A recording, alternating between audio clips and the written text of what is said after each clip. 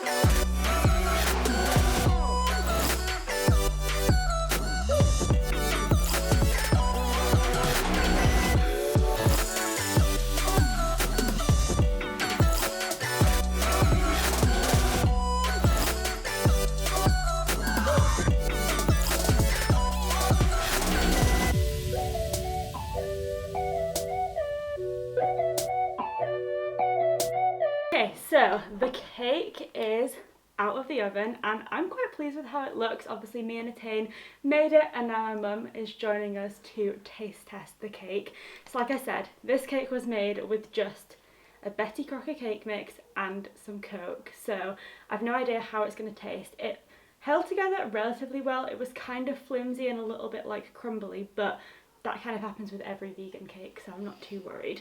So we're going to taste this, and then we also have some kombuchas, which is one of my favourite drinks ever, and Mum and Attain have been wanting to try them, so I thought we could give them a try. So we've got ginger and lemon, passion fruit, and also raspberry. So which one do you want to try first? Raspberry, please. Yeah. Do you want to try raspberry as well? Yeah. Okay. Raspberry it is then. Just pour you a little bit. I've never actually had it in a glass before. I didn't realise how red it was. Oh, it doesn't smell very nice.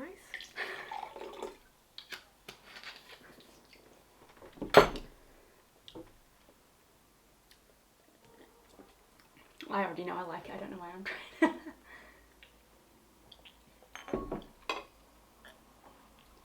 Thoughts? Bitter. It tastes to me like a tea, a flavoured tea that's fizzy. Well, it is made out of tea. It's like Oh, is fermented tea. Oh, right, okay. So, great taste testing. Are you not a fan? No. I reckon you might like the passion fruit one more. I'll let you try that. So I think this one's a bit sweeter. Have a go. That's fine. Yeah, I like this one. Yeah. If you didn't like the raspberry one, I'm going to guess that you probably wouldn't like the ginger and lemon because I think that's quite bitter. Right. Do you want to try it? Yeah. Okay.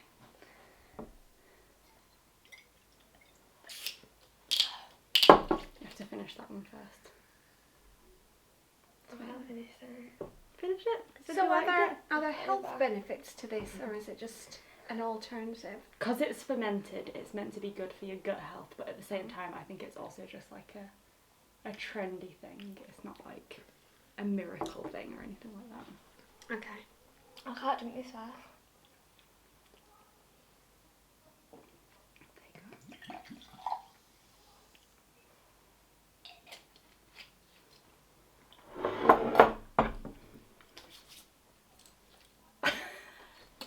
What did you think of that one? Oh, this has got the nicest smell, but it was the least appealing to me to try. That kind of just tastes like sparkling water. It's not very sweet.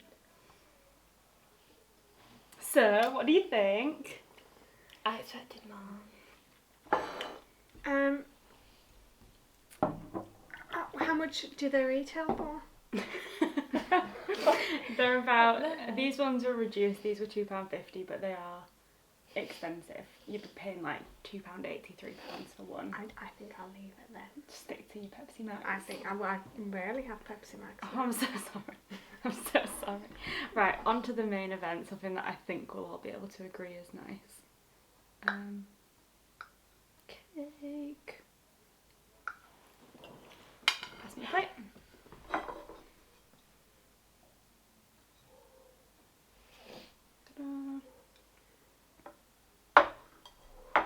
Plate.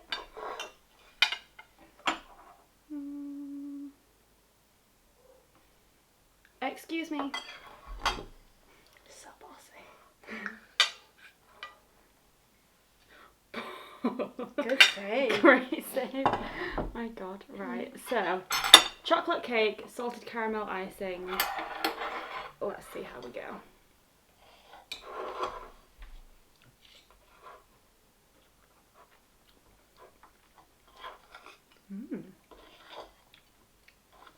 That's nice.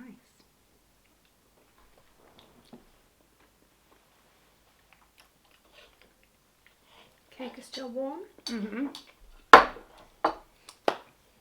What do you think? Yeah, it's nice. Rate it compared to like a non-vegan chocolate cake. I don't taste any different. Yay! I don't think it tastes different. No? I'm pretty impressed with it. I really like it. Especially when you think that it was made with like just Coke. Like, so there's no oil in it, but it's still quite like moist. It's not like a dry cake. I wonder how long it would stay fresh. Yeah, I'm not sure. Luckily, If we it would probably won't need to think No, about but that. if it would go stale maybe quicker. Maybe. So, I think overall, definitely a baking success. Definitely. Not so much on the kombucha front. No. Cool. Right, now we're going to watch the Eurovision film.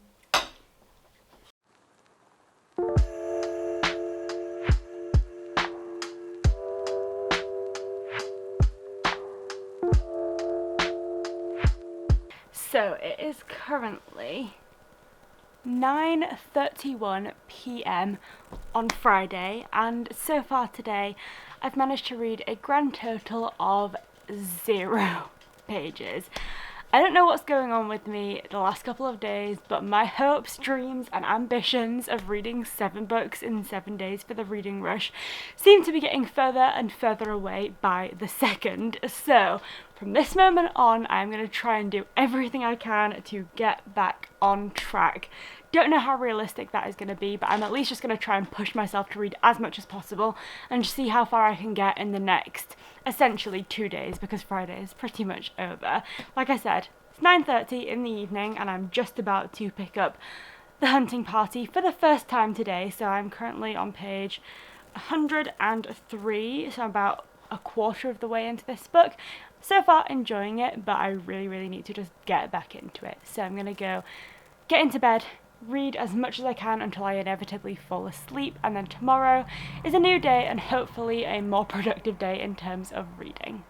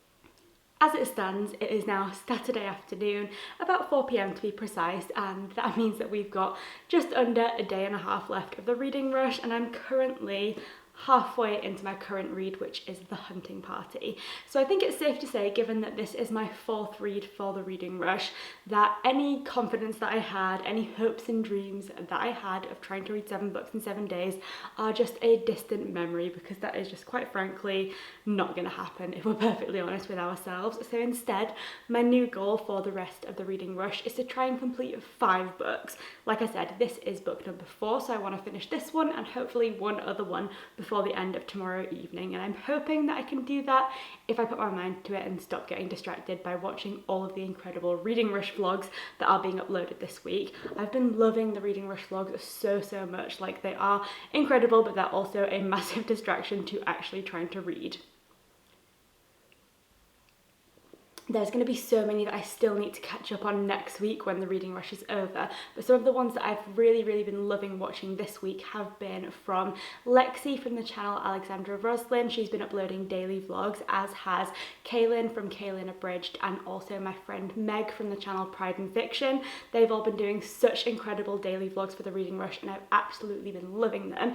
And then my friend Em from the channel A Little Writer Em has been doing it like me, where she's kind of split them into longer vlogs of a few few days bunched together, and so far I've seen her day like 1 to 3 vlog, and I absolutely loved that as well. So I'll have all of their channels linked down below because I definitely recommend going and checking them out because I've been loving their vlogs. But for now, I'm trying to stop myself from watching any more vlogs until I've actually done some reading, because that is what this week is meant to be all about.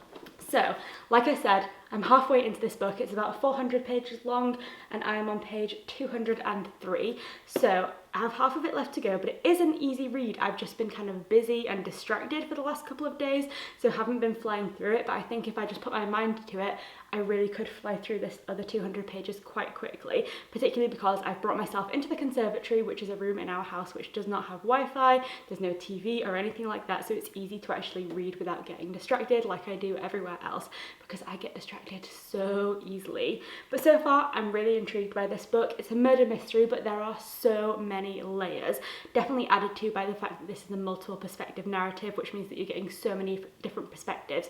But there's not just the mystery of the murder, but there's also the mystery of who has been murdered, because at this point in the book, that still hasn't been revealed, so we don't know who the victim is. We, of course, are trying to figure out who the perpetrator is, but until we know who the victim is, that's even more difficult. But then there's also a lot of mystery surrounding the backgrounds, particularly of the two people who work at the lodge. So we have the gameskeeper and also the housekeeper, and both of them have very secretive pasts, and you know there's a lot of mystery there and you don't really know what's going on.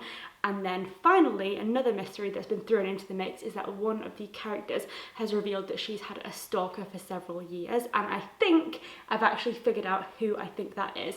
So I'm very interested to see if that's the case, and if so, how that plays into the rest of the narrative. But yeah, I'm really, really intrigued by it, and so far, I just don't even know where it's going to go. It's definitely interesting to me that this is a murder mystery where the actual victim has been kept a secret from us as readers, because I'm not a huge murder mystery reader. I definitely want to read more, but at this point I haven't read very many, so I don't know if this is typical of the genre. But I had kind of expected to know who had been murdered a lot earlier on, and then for the mystery to mostly be surrounding who was the perpetrator. But in actual fact, the actual victim has been kept a secret as well, which just adds an extra layer in, so I really don't know where it's going to go. The one thing that's jumped out at me about this book that I'm not as keen on is, as I've mentioned, it's a multiple perspective book, so we have very we have a very varied range of narratives and a lot of different perspectives going on, which I love. However, it's just jumped out at me a couple of chapters ago that the author has written some of these chapters in first person, so we're getting it directly from that person's perspective, and then other ones from a third person style, which is kind of strange because each of the chapters starts just like this with the character's name written, so you know whose perspective you're getting. But I just don't know why she's chosen to do some as first and some as third. So I'm going to be interested to see whether that becomes clear later on in the book, and if that's a very conscious decision which makes sense for the book, or whether it's just random, in which case I don't necessarily like it. But overall, very interested by this book, very intrigued, and I cannot wait to see what happens. So I'm going to sit down, read, and hopefully finish this book.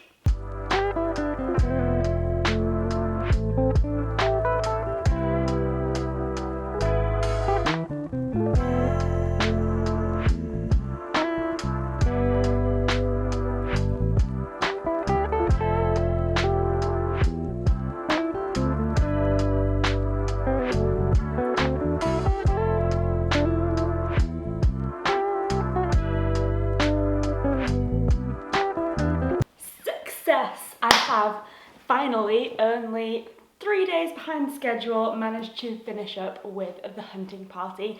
So that is now 4 books down for the reading rush, thank God. Hopefully going to make it to that 5-book target that I've now set for myself, but I really enjoyed this one. This was exactly what I wanted from a book like this. It's of course a murder mystery, and it was perfect in the sense that it had absolutely loads of layers. There were so many different layers of mystery woven into this book, and so many different characters who you just really weren't sure about, which meant that of course there were so many different possibilities for how it could have gone, and it certainly kept me on my toes, which is what I was looking for, and just kept me interested all the way through. I don't want to exactly say it was fun given the fact that it's a murder mystery, but it was certainly an exciting reading experience, and I think I'll be giving it 4 stars.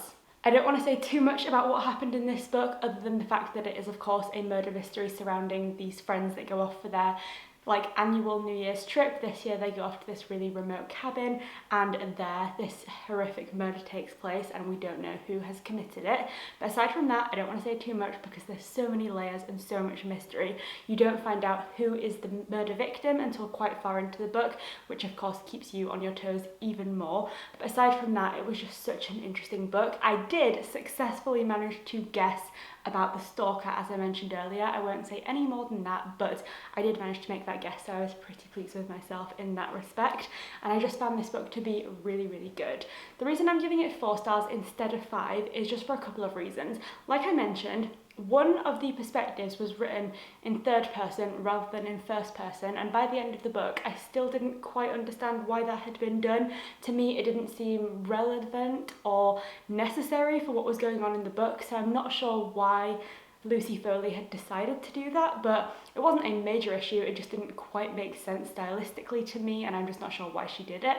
And the other reason is just that given that this was a book which had multiple perspectives, which I feel like normally gives you the opportunity to get to know more characters in greater detail, I did feel like some of these characters felt a little bit flat at times, and although you were getting stuff from their perspective, it didn't quite feel like they were fleshed out enough to feel real, and they definitely felt tangibly like characters, and they didn't quite come to life from the page. And again, the actual plot of this book was good enough and interesting enough and had enough layers that didn't really matter because it still stayed really interesting, but that's just why it wasn't quite a 5-star read for me. But 4 stars is still pretty good and I really, really enjoyed it. So that is book 4 down. The next book I'm going to be picking up is for the prompt to read a book from a genre that you want to read more of. I'm going to be reading a thriller because, as I've mentioned a couple of times I think throughout the reading rush, thrillers and murder mysteries are from a genre that I feel like I would absolutely love, but I just haven't read that much of. And I of course want to change that, so I'm going to be picking up The Secret She Keeps by Michael Robotham, which is an Australian psychological thriller. There is a BBC TV adaptation of it, which I really want to watch, so I'm hoping that I'll be able to get through this very, very quickly and then start the adaptation. So I'm going to grab myself a cup of tea, a slice of the chocolate cake that I made yesterday, and get started on this one.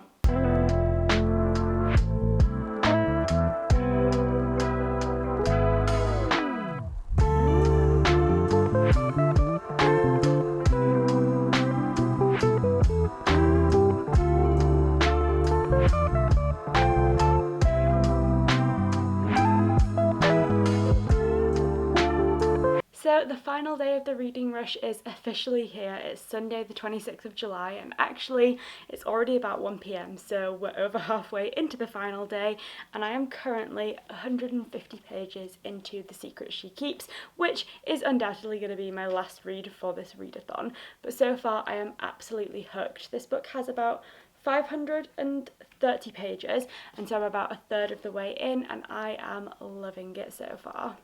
As I mentioned yesterday, this is a psychological thriller, and it is exactly what I was looking for from a book like this.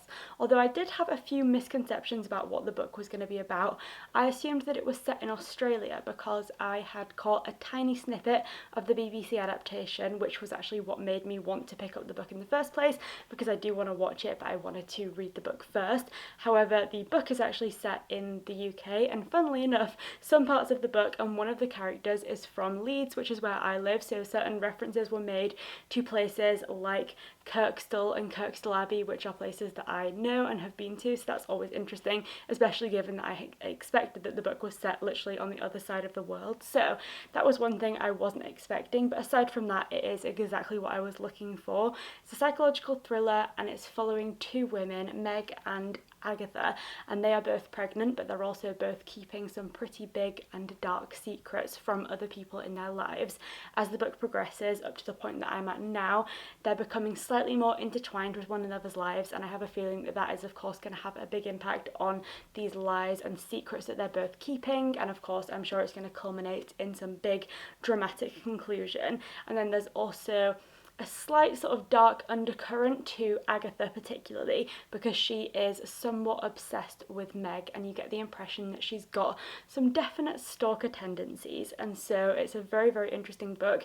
It's dual perspective, so the chapters alternate from Agatha's perspective and Meg's, and so you're getting to see from both sides, and so far I am loving it. So definitely hoping to get through most of this book, well, all of this book this afternoon, because I really want to finish it.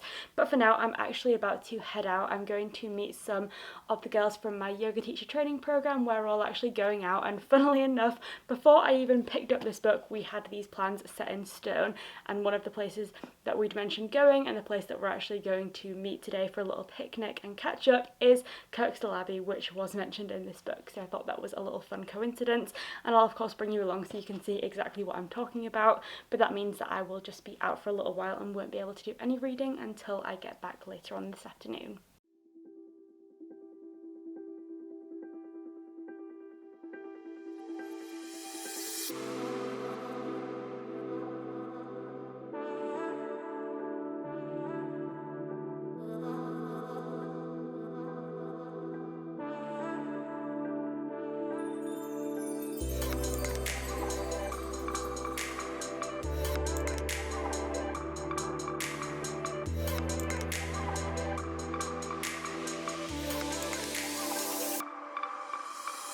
So, as per usual, I massively underestimated how much time I was going to be spending outside of the house today. I had that picnic with my friends from yoga teacher training, which was lovely, but it went on for a lot longer than I'd anticipated, which just meant that I didn't have quite as much time for reading, which seems to be a running theme for this week, and it is now just about 9:05 on Sunday evening, so I think it is officially time to call it quits and admit defeat on this year's Reading Rush Challenge. I'm kind of gutted to be saying that because I had such high hopes and such incredible ambitions for this week, but it just hasn't quite worked out as I planned, and that's completely okay. That just sometimes happens. I have had a brilliant week of reading though.